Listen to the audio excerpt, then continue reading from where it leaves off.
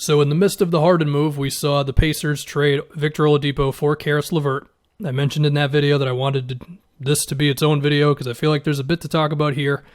So for the Nets' sake, pretty obvious. The Rockets just wanted more ammo. This was their way to do that. There you go. For the Pacers' sake, this is very interesting. I think what the Pacers did here is they basically said, you know what? This Oladipo situation with his contract, his free agency, the way this team looks right now, and the fact that Brogdon has kind of become like the number one ball handler on this team and Sabonis is the number one shot taker, on top of the fact that we might have to pay Oladipo a whole bunch of money in a free agent class that is now not as loaded, let's forget all that. Let's just get ourselves a safer bet in Caris Levert. Making $16 million this year, $17 next year, $18.7 in 2023. He's going to be 29, maybe 30 years old in the last year of that contract. All guaranteed seasons. And it's certainly a safer bet over the next few years, right? Because the Oladipo thing, there's a chance that they would have been like, you know what, let's hold on to him. And then they get to free agency and they realize, oh crap, we're going to have to give him over $25 million a year or something. And given Oladipo's health stuff, maybe they just wouldn't have been as comfortable with that. Compared to Levert, who, yeah, he's had some injury stuff too, but again, he's cheaper. And also, his contract would be shorter, because we assume an Oladipo deal is going to be 4 or 5 seasons.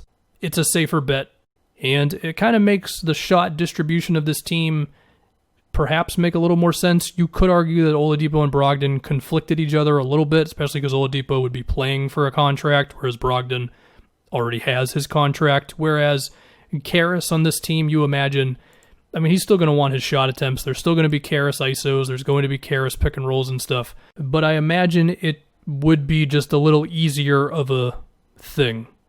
And then you combine that with all the salary stuff, and there you go. And I talk about that fit and Caris on this team, so let's think about this. I mean, the interesting thing with Caris, which has been one of the more underrated parts within the past couple of years, that his playmaking was pretty good. I mean, in short sample size this season, he was up to 6 assists a game. And hell, he was dropping 4 assists a game back in his second season, playing on the pick and roll and spotting open guys and those types of things. Yeah, he's not a dude who you'd run a million plays for every game, but he could do something, and we'll see if the Pacers can develop that. I mean, their spacing is better, they're shooting more threes, and I wonder if Caris would really buy in defensively as well. I don't think the Nets ever asked him to really be a defensive player like that, but we saw with TJ Warren, a guy who oftentimes was just a scorer and nothing else, he got better on defense last year because that's what this Pacers culture demands. Now, that was under Nate McMillan. Now they got Nate, last name that I don't remember off the top of my head, starts with a B.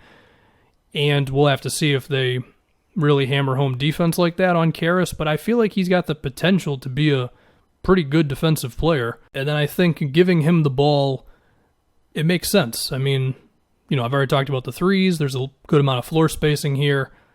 And you would hope that Caris can play off of the Brogdon pick and rolls, the Sabonis post-ups, and that kind of thing. I mean, you do look at Caris's catch and shoot numbers. Last season, he shot 31.5% on a little under 2 catch and shoot threes a game. 2 years ago, it was 27%. The math would suggest it's not Caris's natural thing to just spot up and shoot some threes. He also shot better in 2018 on catch and shoot threes, about 37% on 2 a game. So we'll see there. I'm optimistic about Caris's overall game. I do think this was a pretty savvy move by the Pacers. Like, yeah, there's a chance Oladipo ends up being better, and we'll see, but it's not a guarantee. And, I mean, to be fair, Caris is not a guarantee either because of his health stuff, but it's a safer bet than Oladipo. Now, you may remember I did a not super positive Pacers video a couple days ago. Title was, I Don't Believe in the Pacers. Even then, I was very optimistic with their offense.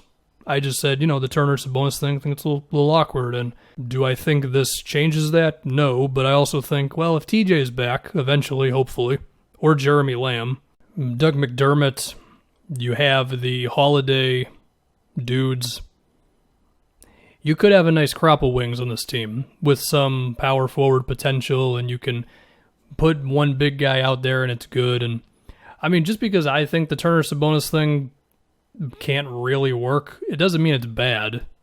And it also doesn't mean that I'm going to be right on that one. They could end up figuring that thing out, and the obvious way they figure that out on offense is Turner just becomes awesome from three, and I mean, it's possible. His shooting has been way, definitely above average for NBA big since he got in the league. It's just he hasn't really become like a stretch five just yet. And defensively, I'm still pretty freaked out about that one. I think Sabonis at power forward is just kind of a disaster waiting to happen against the right team. But this move, I like this move. I think it's a good move. What are the chances that Caris becomes a superstar for the Pacers? I mean, because we have seen it at times. We have seen, what was it? Before he got hurt in, was it 2019 at this point? Whatever it was, he was looking great for them. And then in the bubble, he was also looking amazing, and he was very close to eliminating the Blazers from the playoffs. And I think we'll just have to see with the shot distribution. We will. I don't know if they're ever just going to give the ball to Caris and really let him go like that. But I don't know. It's possible. We have seen moments where he has looked amazing as a player. So yeah, that's it. I think it was a safe hedge on the Pacers' part. Get out of the Oladipo headache.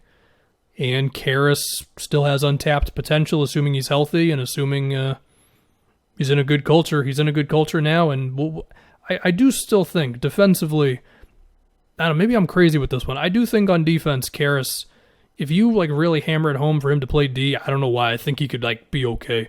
Maybe it's because the Pacers managed to do it with TJ Warren, so maybe they could do it with him. I don't know.